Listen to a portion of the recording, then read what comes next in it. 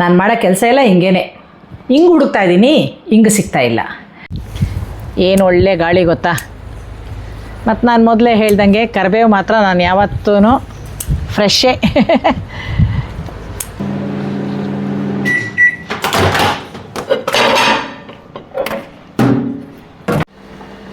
ಹೇ ಸ್ನೇಹಿತರೆ, welcome to ಆ channel Sandalwood to sand dunes Dubai. ಇವತ್ತು ನಾನು ನನ್ನ ಪ್ರೀತಿಯ ಕಿಡ್ನಿ ಪೇಷಂಟ್ಸಿಗೆ ಒಂದು ಸ್ವಲ್ಪ ರೆಸಿಪೀಸ್ ತೋರಿಸೋಣ ಅಂತ. ಇವತ್ತು ನಾನು ಅದಕ್ಕೆ ಚೂಸ್ ಮಾಡಿರೋದು ಬದನೆಕಾಯಿ ಯಾಕಪ್ಪ ಅಂದರೆ ಇದು ಲೋ ಇನ್ ಪೊಟ್ಯಾಷಿಯಮ್, ಲೋ ಇನ್ ಫಾಸ್ಫರಸ್ ಮತ್ತು ಲೋ ಇನ್ ಸೋಡಿಯಂ. ಇವು ಮೂರನ್ನು ಕಿಡ್ನಿ ಪೇಷಂಟಿಗೆ ಯಾವಾಗಲೂ ಕಮ್ಮಿ ತಗೊಳ್ಳಿ ಅಂತ ಹೇಳ್ತಾರೆ. ಹಾಗಾಗಿ ನಾನು ಬದನೆಕಾಯಿನ ಚೂಸ್ ಮಾಡಿದ್ದೀನಿ. ನೋಡಿ, ಇಲ್ಲೊಂದು ವಿಷಯ ನಾನು ಹೇಳ್ತೀನಿ. ಏನಂದರೆ, ನಾನೇನು ಡಯಟ್ರಿಷನ್ ಅಲ್ಲ, ನಾನೇನು ಎಕ್ಸ್ಪರ್ಟ್ ಅಲ್ಲ ಈ ವಿಷಯದಲ್ಲಿ. ಆದರೂ ನಾನು ಕೆಲವೊಂದು ರೆಸಿಪಿ ತೋರಿಸ್ತೀನಿ. ಯಾಕೆ ಹೇಳ್ತಾ ಇದ್ದೀನಿ ಅಂದರೆ, ಇದು ನಮ್ಮ ತಾಯಿಗೆ ಮತ್ತು ನಮ್ಮ ಅಕ್ಕನಿಗೆ ನಾವು ಮಾಡ್ತಾಯಿದ್ದಂಥ ಇವೆಲ್ಲ ಒಂದು ಡಿಶ್ಗಳು. ಹಾಗಾಗಿ ಆದರೆ ನೀವು ಇದನ್ನು ಏನು ಮಾಡಿ ನೀವು ತಿಂತೀನಿ ಅನ್ನೋಕ್ಕೆ ಮೊದಲು ಒಂದು ಸತಿ ಡಾಕ್ಟ್ರನ್ನ ಕೇಳಲೇಬೇಕು. ಯಾಕೆಂದರೆ ನಮ್ಮ ಬಾಡಿ ಟೈಪ್ ಎಷ್ಟೊಂದು ಇರುತ್ತಲ್ವ. ಕೆಲವ್ರಿಗೊಂದು ಇವಾಗ ನಾನು ಹೇಳ್ತೀನಿ ಅಂತ ಹೇಳಿಬಿಟ್ಟು ಇದು ಎಲ್ರಿಗೂ ಸೆಟ್ ಆಗುತ್ತೆ ಅಂತ ಹೇಳೋಕ್ಕಾಗಲ್ಲ. ಕೆಲವ್ರಿಗೆ ಸೆಟ್ ಆಗುತ್ತೆ, ಕೆಲವ್ರಿಗೆ ಸೆಟ್ ಆಗಲ್ಲ. ಹಾಗಾಗಿ ನೀವು ಪ್ರತಿಯೊಂದು ಸತಿ ಮಾಡಿದಾಗಲೂ ಸ್ವಲ್ಪ ತಿನ್ನಿ, ನಿಮ್ಮ ಬಾಡಿ ಸೆಟ್ ಆಯಿತಾ ಅಂತ ನೋಡ್ಕೊಳ್ಳಿ. ಸೆಟ್ ಆದರೆ ಮಾತ್ರ ಮತ್ತೆ ನೆಕ್ಸ್ಟು ರಿಪೀಟ್ ಮಾಡಿ. ಯಾವಾಗಲೂ ಪೋರ್ಷನ್ ಅನ್ನೋದು ಕಿಡ್ನಿ ಪೇಷಂಟಿಗೆ ಬಹಳ ಇಂಪಾರ್ಟೆಂಟು. ತಿನ್ನಬೇಡಿ ಅಂತ ಹೇಳಲ್ಲ, ಆದರೆ ತಿನ್ನುವಾಗ ಸ್ವಲ್ಪ ಕಮ್ಮಿ ತಿನ್ನಿ.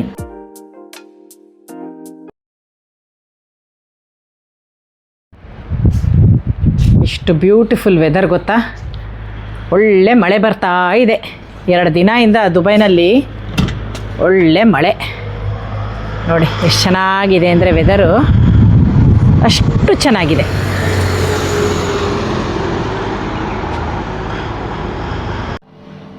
ಸ್ನೇಹಿತರೆ, ಇವತ್ತು ಬದನೆಕಾಯಿನಲ್ಲಿ ಒಂದು ಬದನೆಕಾಯಿ ಪಲ್ಯ. ಅದು ಎಲ್ಲರಿಗೂ ಗೊತ್ತಿರೋದೇನೆ, ಆದರೂ ಸುಮಾರು ಬದನೆಕಾಯಿ ತಂದಿದ್ದೀನಲ್ಲ, ಅದಕ್ಕೆ ಒಂದು ಪಲ್ಯ ಮಾಡಿಬಿಡ್ತೀನಿ. ಬದನೆಕಾಯಿ ಸುಟ್ಟಿರೋದೊಂದು, ಅದರಲ್ಲೊಂದು ಚಟ್ನಿ. ಇಷ್ಟನ್ನ ನಾನು ನಿಮಗೆ ಮಾಡಿ ತೋರಿಸ್ತೀನಿ. ಓಕೆ,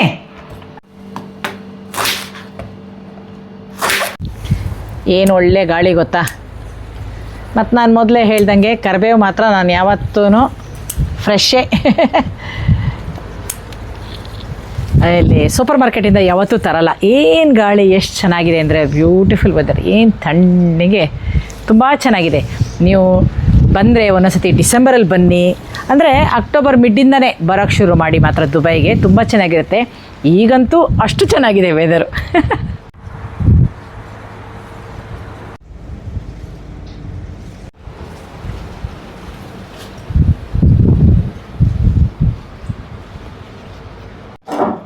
ಸೊ ಇವಾಗ ಬದನೆಕಾಯಿ ಪಲ್ಯ ಅಂದರೆ, ಇವಾಗ ಏನು ಮಾಡಿ ಅಂದರೆ, ನಿಮಗೆ ನೀವು ಹೆಂಗೆ ಬೇಕೋ ಹಾಗೆ ಮಾಡ್ಕೊಳ್ಳಿ. ಇವ್ರಿಗೆ ಮಾತ್ರ ಏನು ಮಾಡ್ತೀರಾ ಅನ್ನೋದನ್ನ ಒಂದು ಸ್ವಲ್ಪ ಅದನ್ನು ನೀರಿಗೆ ಹಾಕಿ, ಒಂದು ರೌಂಡ್ ಕುದಿಸಿ, ನೀರು ಬಿಸಾಕಿ, ಇನ್ನೊಂದು ರೌಂಡು ನೀರಲ್ಲಿ ಸ್ವಲ್ಪ ಹೀಗೆ ಚೆನ್ನಾಗಿ ತೊಳ್ದಂಗೆ ಮಾಡಿ ಮತ್ತೆ ಇವ್ರಿಗೆ ಮಾಡಿ. ಯಾರಿಗೆ? ನನ್ನ ಪ್ರೀತಿಯ ಕಿಡ್ನಿ ಪೇಷಂಟ್ಸಿಗೆ. ನೀವು ಹೆಂಗೆ ಬೇಕಾದ್ರೂ ಮಾಡ್ಕೊಳ್ಳಿ. ಬದನೆಕಾಯಿ ನಾನಿವತ್ತು ತುಂಬಾ ಸಿಂಪಲ್ ಪ್ರೊಸೀಜರ್ ಬದನೆಕಾಯಿ ಮಾಡ್ತಾಯಿದ್ದೀನಿ. ಬಟ್ ಏನಿದ್ರು ಇವತ್ತು ನನ್ನ ಪ್ರೀತಿಯ ಕಿಡ್ನಿ ಪೇಷಂಟ್ಸಿಗೆ. ಒಂದಾದ್ಮೇಲೆ ಒಂದು ಏನು ಮಾಡಬೇಕಾಗಿಲ್ಲ. ನಾನು ಹಾಗೇನೆ, ಅಲ್ಲಿ ನೋಡಿ, ಇಲ್ಲಿ ತಂಬಳಿ ನಡೀತಾ ಇದೆ, ಅಲ್ಲಿ ಅದನ್ನು ಬೇಕಿಟ್ಟಿದ್ದೀನಿ. ಇವಾಗ ಇದನ್ನು ಚಟ್ನಿಗೆ ಇಲ್ಲಿ ಸುಡ್ತೀನಿ. ಎಲ್ಲನೂ ಒಟ್ಟೊಟ್ಟಿಗೆ ಮಾಡ್ಬೋದು. ಅಡುಗೆ ಏನು ದೊಡ್ಡ ವಿಷಯ ಅಲ್ಲ.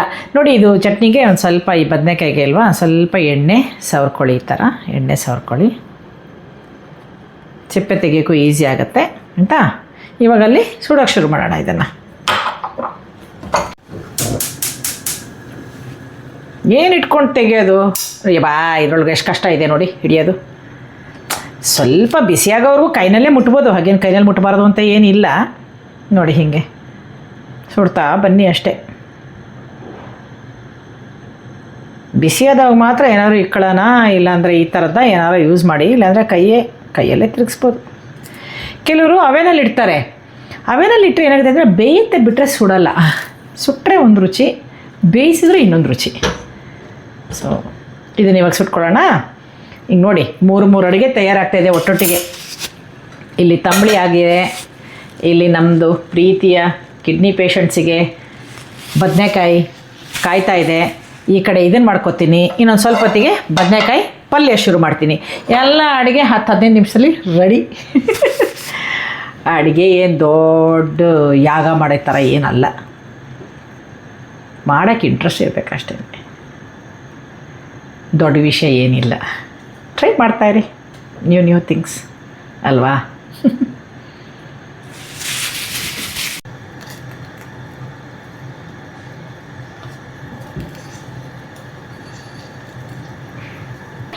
ಚಾಕುನು ಯೂಸ್ ಮಾಡಿ ಈ ಥರ ಧೈರ್ಯವಾಗಿ ಮುಟ್ಟಿ ಏನಾಗಲ್ಲ. ನೋಡಿ ಇಲ್ಲಿ ಕುದೀತಾ ಇದೆ, ಒಂದು ರೌಂಡ್ ಚೆನ್ನಾಗಿ ಕುದಿಸ್ಬಿಡಿ.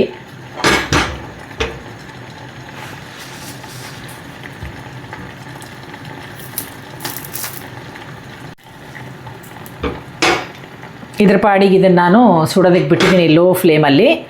ಇದು ಇವಾಗ ಕುದ್ದಾಯಿತು, ಇದನ್ನೊಂದು ಸ್ಟ್ರೈನ್ ಮಾಡ್ಕೊಂಡು ಬಿಡ್ತೀನಿ. ಇವಾಗ 2 ಕಡೆ ಪಲ್ಯನೂ ಈ 2 ಕಡೆನಲ್ಲಿ ಮಾಡಿಬಿಡ್ತಾಯಿದ್ದೀನಿ. ಇದು ರೆಗ್ಯುಲರ್ ಆಗಿ ತಿನ್ನೋರಿಗೆ, ಇದು ಕಿಡ್ನಿ ಪೇಷಂಟ್ಸಿಗೆ. ಸೊ ಸ್ವಲ್ಪ ಕಮ್ಮಿ ಬದನೆಕಾಯಿ ಇರೋದ್ರಿಂದ ಸ್ವಲ್ಪ ಆಯಿಲ್ ಹಾಕಿ, ಜಾಸ್ತಿ ಬೇಡ. ಇದೆಲ್ಲ ತೆಂಗಿನಕಾಯಿ ಎಣ್ಣೆ ಯೂಸ್ ಮಾಡೋದು ನಾನು ಯೂಶಲಿ. ಸ್ವಲ್ಪ ಜಾಸ್ತಿ ತಿಂದರೂ ಬೇಜಾರಿಲ್ಲ, ತಿನ್ನಿ ಅಂತ. ಸೊ ಹಾಗೆ ಒಳ್ಳೆಯದು ತೆಂಗಿನಕಾಯಿ ಎಣ್ಣೆ. ಸೊ ಎರಡನ್ನೂ ಒಟ್ಟೊಟ್ಟಿಗೆ ಮಾಡಿಬಿಡೋಣ, ಕೆಲಸ ಮುಗಿಯುತ್ತೆ. ಹಾಗೆ ಇನ್ನೊಂದು ಇಲ್ಲೂ ಅದರ ಪಾಡಿಗೆ ಅದು ಲೋ ಫ್ಲೇಮಲ್ಲಿ ಮಾಡ್ತಾಯಿದ್ದೀನಿ. ಸೊ ಫಸ್ಟಿಗೆ ಒಗ್ಗರಣೆಗೆ ಸಾಸಿವೆ,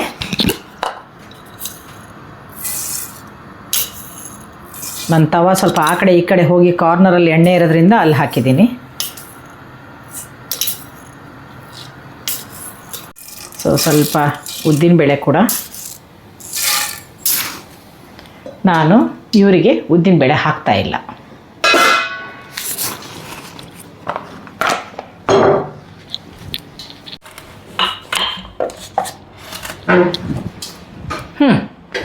ನಾನು ಮಾಡೋ ಕೆಲಸ ಎಲ್ಲ ಹಿಂಗೇನೆ, ಹಿಂಗೆ ಹುಡುಕ್ತಾಯಿದ್ದೀನಿ, ಹಿಂಗೆ ಸಿಗ್ತಾಯಿಲ್ಲ. ಏನಂದರೆ ಎಲ್ಲ ಲಿಸ್ಟ್ ಮಾಡ್ಕೋತೀನಿ ಸೂಪರ್ ಮಾರ್ಕೆಟ್ಗೆ ಹೋಗುವಾಗ, ಇದು ತರಬೇಕು ಅದು ತರಬೇಕು ಇದು ತರಬೇಕು ಅಂತ. ಆಮೇಲೆ ಲಿಸ್ಟ್ ನೋಡಲ್ಲ, ತೊಗೊಂಡೋಗ್ತೀನಿ ಲಿಸ್ಟು, ಅಂದರೆ ಎಲ್ಲ ಫೋನಲ್ಲಿ ಇರುತ್ತೆ ಅಂತ ಇಟ್ಕೊಳ್ಳಿ, ಅದನ್ನು ನೋಡಲ್ಲ. ತಲೆ ಒಳಗಡೆ ಏನು ಬರುತ್ತೆ ಆಶೆ ಎತ್ಕೊಳ್ಳೋದು ಬರೋದು. ಹಿಂಗು ಅಂತ ಅಂದ್ಕೊಂಡು ನೋಡಿ ಹಿಂಗೆ ಹಾಕಲಿಲ್ಲ. ಬಟ್ ನೀವು ಹಿಂಗೆ ಹಾಕಿ ಇದಕ್ಕೆ, ಓಕೆ. ಇದಿಷ್ಟು ಹಾಕಿದ್ಮೇಲೆ ಒಂಚೂರು ಹಿಂಗೆ ಬೀಳಬೇಕು. ನಂದು ಹಿಂಗಿಲ್ಲ. ಕರಿಬೇವು ಇದಕ್ಕೆ ಹಾಕಿ, ಇದಕ್ಕೆ ಹಾಕೋಂಗಿಲ್ಲ, ಇದಕ್ಕೆ ಕರಿಬೇವು ಬೇಡ. ಸೊ ಇವಾಗ ಇದಕ್ಕೆ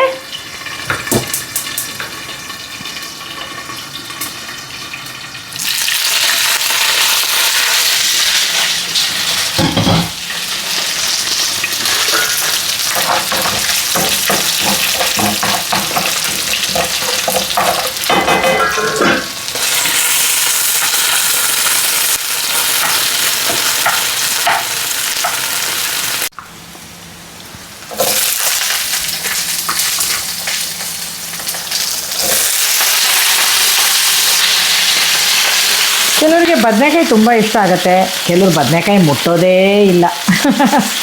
ಇದೊಂದು ನನಗಂತೂ ತುಂಬಾ ಇಷ್ಟ ಬದನೆಕಾಯಿ. ನಿಮ್ಗೆ ಯಾರಿಗಾದ್ರೂ ಇಷ್ಟನಾ, ಇಷ್ಟ ಇಲ್ವಾ ತಿಳಿಸಿ. ಈ ಬದನೆಕಾಯಿ ಬೇಯಿಸುವಾಗ ಬರೀ ಹುಣಸೆ ನೀರು ಮಾತ್ರ ಹಾಕಿ, ಉಪ್ಪು ಹಾಕಬೇಡಿ. ಉಪ್ಪು ಹಾಕಿದ್ರೆ ಏನಾಗುತ್ತೆ ಅಂದರೆ ಎಲ್ಲ ಕಲಸೋಗುತ್ತೆ. ಮತ್ತು ಇವರಿಗೆ ಸ್ವಲ್ಪ ಹುಣಸೆ ಅಷ್ಟೇ.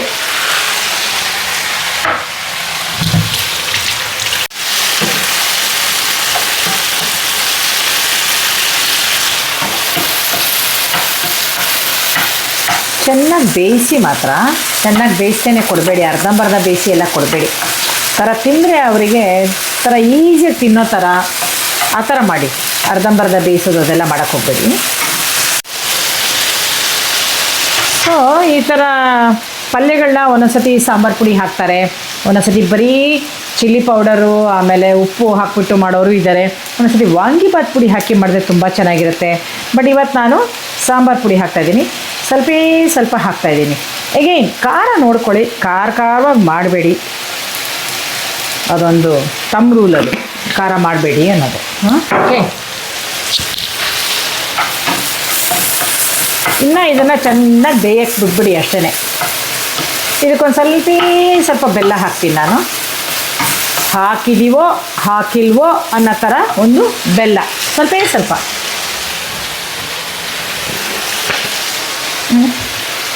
ಅಷ್ಟೇ, ಇಷ್ಟು ಜಾಸ್ತಿ ಅಲ್ಲ.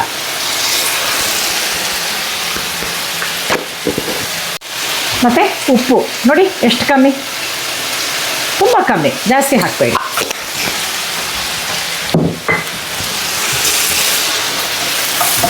ಲೋ ಫ್ಲೇಮಲ್ಲಿ ಬೇಯಕ್ಕೆ ಬಿಟ್ಬಿಡಿ.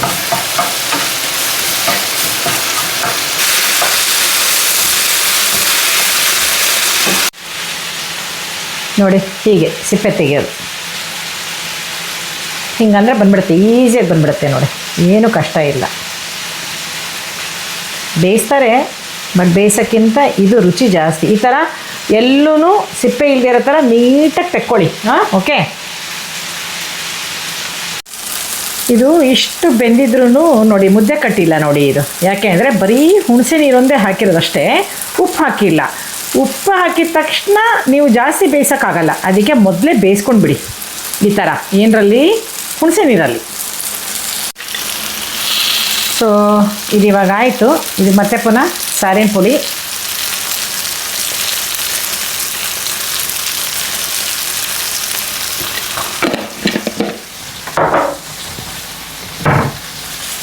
ಬೆಲ್ಲ ಬೀಳಲೇಬೇಕು.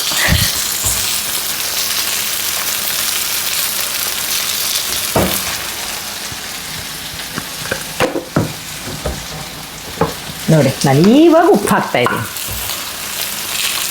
ನೋಡಿ ಉಪ್ಪು.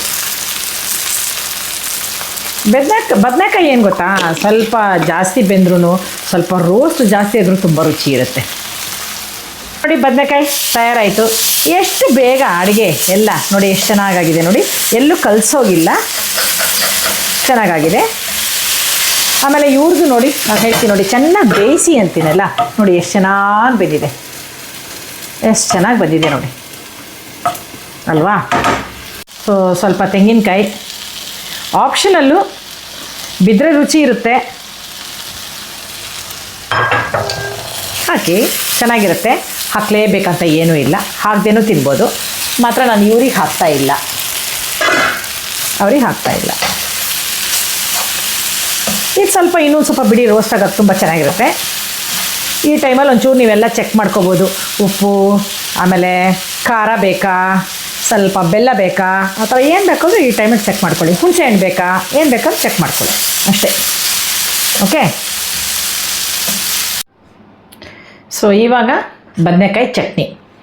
ಈ ಬದನೆಕಾಯಿ ನೋಡಿ, ಇದರ ಒಳಗಡೆ ಜಾಸ್ತಿ ಈ ಥರ ಬೀಜ ಇಲ್ಲ, ಪರವಾಗಿಲ್ಲ. ಈಗ ಏನಾದರೂ ಬೀಜ ಜಾಸ್ತಿ ಇದ್ದರೆ ಇದನ್ನು ತೆಗ್ಬಿಡಿ, ಯಾಕಂದರೆ ಇದು ನಾವು ಮಾಡ್ತಾ ಇರೋದು ಕಿಡ್ನಿ ಪೇಷಂಟ್ಸ್ಗೋಸ್ಕರ, ಆಯಿತಾ. ತೆಗ್ಬಿಡಿ, ಇದು ಯಾವುದೂ ಬೇಡ, ಜಾಸ್ತಿ ಇಲ್ಲ ಆದರೂ ತೆಗಿತಾ ಇದ್ದೀನಿ. ಇದನ್ನು ನಾನು ಇವಾಗ ಏನು ಮಾಡ್ತೀನಿ ಅಂದರೆ,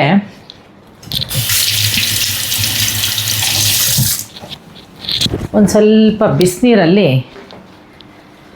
ಇದನ್ನು ನಾನು ತೊಳೆದು ಬಿಡ್ತೀನಿ. ಸೊ ಈ ಥರ ಬಿಸಿನೀರಲ್ಲಿ ಒಂದು ಅರ್ಧ ಗಂಟೆ ಇದನ್ನು ಬದನೆಕಾಯಿನ ನೆನೆಸಿಟ್ಬಿಡಿ. ನೋಡಿ ಬಿಸಿನೀರಲ್ಲಿ ನೆನೆಸಿಡಿ, ಆಯಿತಾ. ಆಮೇಲೆ ಇದು ಚಟ್ನಿ ಬಂದು ಸುಮ್ಮನೆ ರೆಗ್ಯುಲರ್ ಚಟ್ನಿ ಇದು. ಹುರುಗಡ್ಲೆ, ಆಮೇಲೆ ತೆಂಗಿನಕಾಯಿ, ಹಸಿಮೆಣಸು, ಒಂದೊಂದು ಸತಿ ಏನದು ಹುಣಸೆ ಹಣ್ಣು ಬೇಕಿರೋ ಒಂದು ಸ್ವಲ್ಪ ಹುಣಸೆ ಹಣ್ಣು ಹಾಕ್ಕೊಳ್ಳಿ, ಇಲ್ಲ ಅಂದರೆ ಒಂದೇ ಒಂದು ಸ್ಪೂನ್ ಮೊಸರು ಹಾಕ್ಕೊಳ್ಳಿ. ಹೆಂಗೆ ಬೇಕಾದರೂ ಒಂದು ಸತಿ ಹೀಗೆ ಟ್ರೈ ಮಾಡಿ, ಒಂದು ಸತಿ ಹಾಗೆ ಟ್ರೈ ಮಾಡಿ. ಅಂದರೆ ಒಂದು ಸತಿ ಹುಣಸೆ ಹಣ್ಣಲ್ಲಿ ಟ್ರೈ ಮಾಡಿ, ಒಂದು ಸತಿ ಮೊಸರು ಟ್ರೈ ಮಾಡಿ ಅಷ್ಟೇ. ಇದನ್ನು ಚಟ್ನಿ ರುಬ್ಕೊಳ್ಳಿ. ಆಮೇಲೆ ಇದಂತೂ ಅರ್ಧ ಗಂಟೆ ಆದಮೇಲೆ ಇದನ್ನು ಸಣ್ಣ ತುಂಡು ಮಾಡಿ ಅದಕ್ಕೆ ಮಿಕ್ಸ್ ಮಾಡಿ ಅಷ್ಟೇ.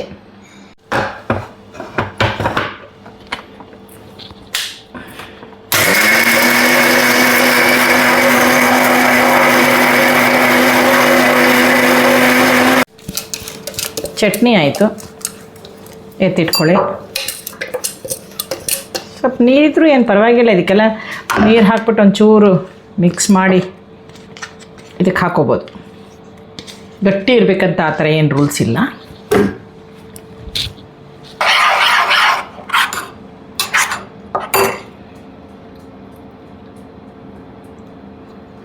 ತೆಗ್ಬಿಡಿ, ಇದು ಬೇಡ ಇದು.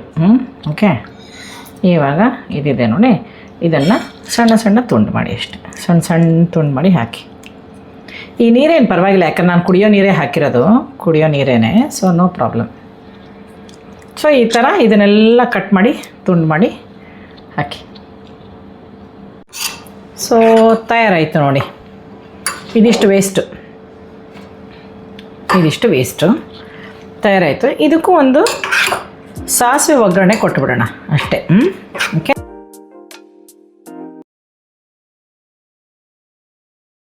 ನೋಡಿ ನಾನು ಇಷ್ಟು ಅನ್ನಕ್ಕೆ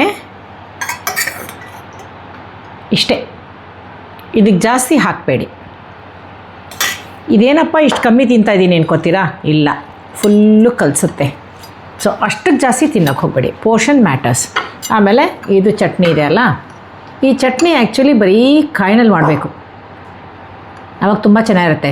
ನಾನು ಯಾಕೆ ಹುರ್ಗಡ್ಲೆ ಹಾಕಿದ್ದೀನಿ ಅಂದರೆ ಕಾಯಿ ಜಾಸ್ತಿ ತಿನ್ನೋಂಗಿಲ್ಲ, ಅದಕ್ಕಾಗಿ ನಾನು ಹುರ್ಗಡ್ಲೆ ಹಾಕಿರೋದು. ಓಕೆ, ಇಲ್ಲಾಂದರೆ ಬರೀ ಕಾಯಿ ಚಟ್ನಿಲಿ ಮಾಡಿದ್ರೆ ತುಂಬ ರುಚಿಯಾಗತ್ತೆ. ಬನ್ನಿ, ನನ್ನ ಜೊತೆ ನೀವು ತಿನ್ನಿ.